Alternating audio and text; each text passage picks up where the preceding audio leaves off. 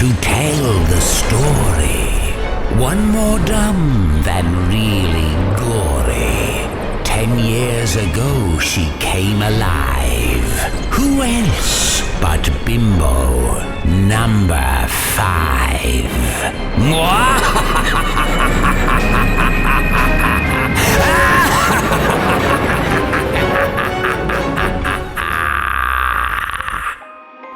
I don't know about you, I must have missed the joke. Hey, welcome to the 10th anniversary celebration for Bimbo number 5. A silly little song I did that is 10, well, it's not actually 10 years old, it's 20, actually 71 years old. Let me explain. Back in 1949, a Cuban band leader named Perez Prado had a hit with a song called Mambo number 5. Flash forward to the year 1999 when a guy named Lou Bega put words to the song and he had a big hit. What's interesting about Lou's version is that I heard it on a family vacation in Europe in 1999, but it really didn't hit the US until the year 2000. That was back in my Murdoch Hunter and Alice days, and I did a lot of parody songs.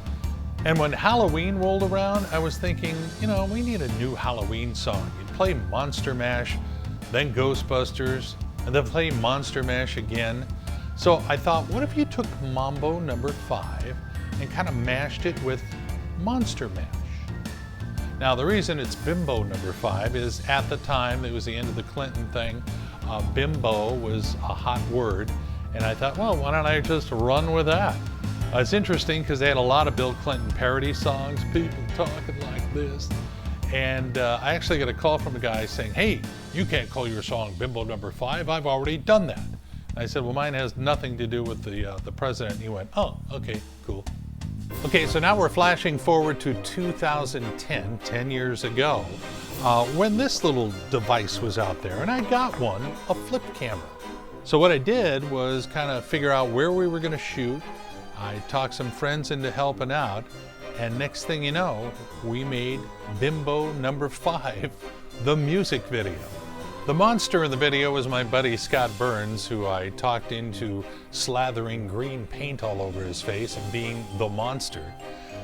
But Scott wins this competition because he managed to talk his wife, April, into being Bimbo number 5.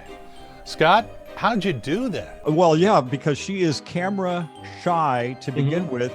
And I don't know if I don't remember that I knew that she was going to be Bimbo number 5. I think I just just had convinced her that you're going to be one of the background people or something. So it was kind of a surprise, even during the shoot, that we realized that she was actually Bimbo number 5. Yeah, we got all costumed up. We shot some scenes at the house. Then we went over to the Bothell Cemetery. I chose that because of the sign there.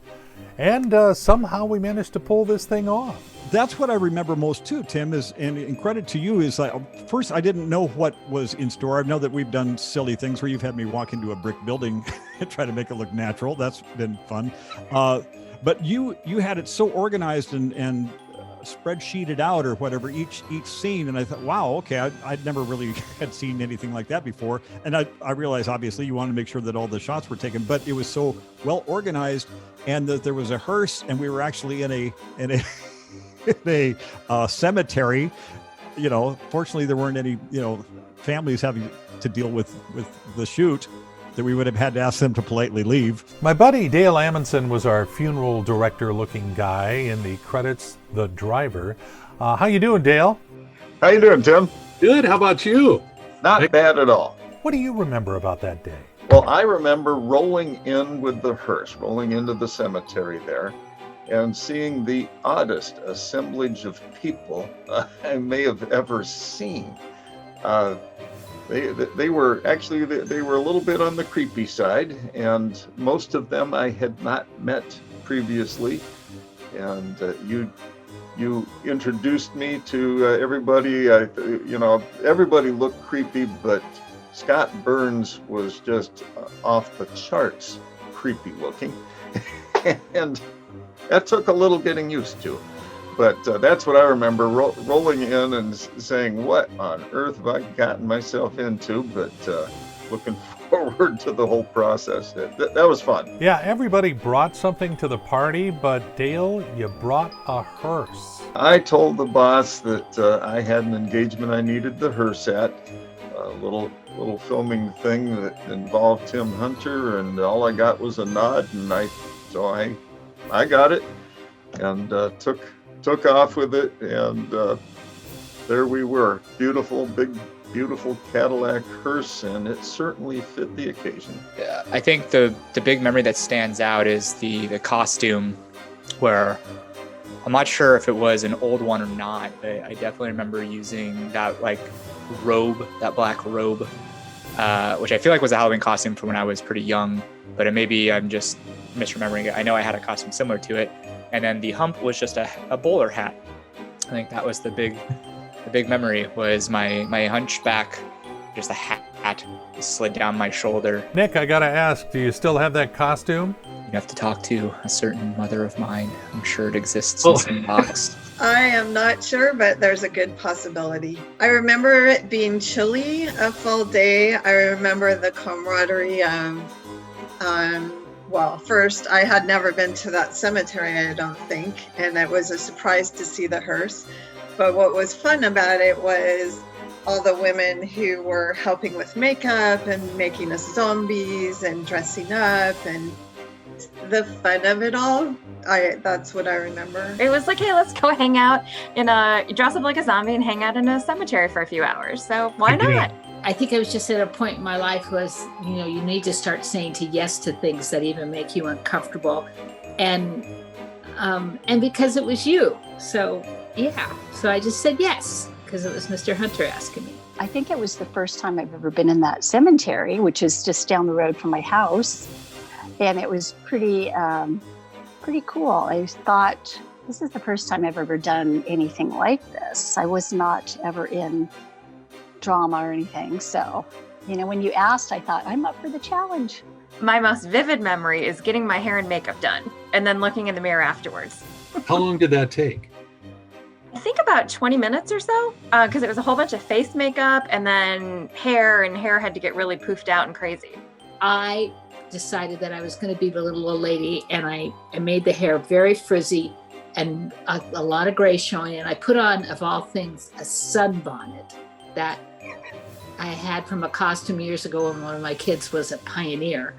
And I put on an old skirt that my mother had made that was patches from a whole bunch of different materials. And I think I put an old cardigan on, and by the time I put those teeth in, I did a very good impersonation of an old woman. I went outside and I got some dirt out of my garden and put it on my face. I don't know if there was anyone visiting, but guy painted up with a green face and a young kid hunched over it. I'm sure it didn't, hopefully wasn't setting too many red flags. I really liked the dance. That was fun, where we were all going around and we're synchronized. And I know I think there's a shot where we're both kind of and I don't know if we intentionally did that, or both were just kind of this is what we're doing. Yeah, I'd had no idea what it was going to turn out like. And when I saw it, I was like, this is really cool. I have a roommate from Spokane back in the 1970s who still uses my image of the green. He uses that for his profile picture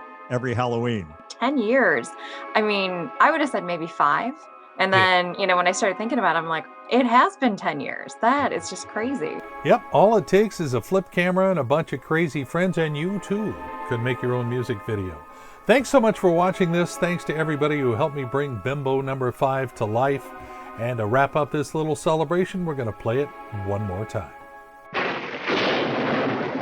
The story began when my monster needed a mate. After 4 failed attempts, one finally came to life. A really dumb one. I call her Bimbo number 5. I was working in the lab late one night when my monster said, "This just isn't right. When I monster mash, I'm all alone. Would you please create a demon I can call my own?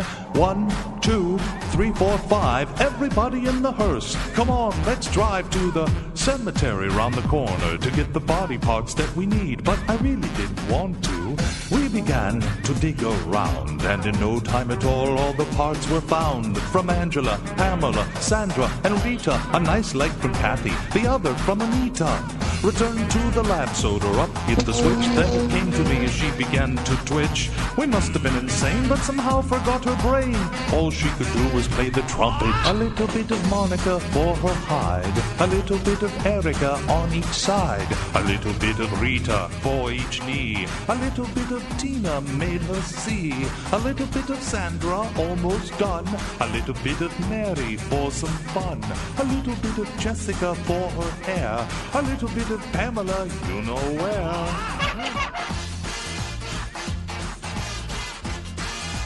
Play that trumpet, darling. I thought you could play the trumpet. Bimbo, number 5. She jumped up and down and moved it all around, shook her hands to the sound, one fell on the ground. Better so on the left, as well as that right. Don't want to be a pest, come on, let's test. Clap your hands once, clap your hands twice, and if they both stay on, we put them back right. A little bit of Monica for her hide, a little bit of Erica on each side, a little bit of Rita for each knee, a little bit of Tina made her see, a little bit of Sandra almost done, a little bit of Mary for some fun, a little bit of Jessica for her hair, a little bit of Pamela you know where. Frank says he's now complete, even though when they mash, he steps on his feet. Romance kicks in when it gets dark. Between those two, they've really got a spark. Even though a brain she was not given, at least her La Vida Loca's living. Oh yes, Bimbo, number 5.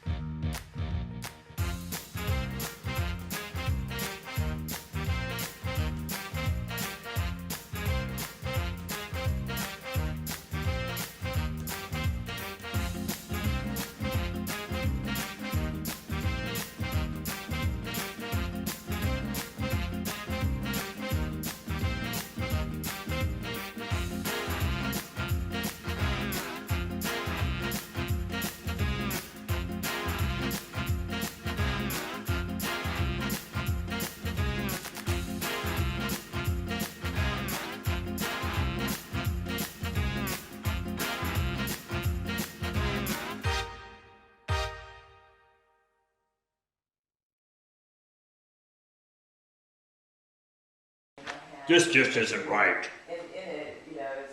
Good.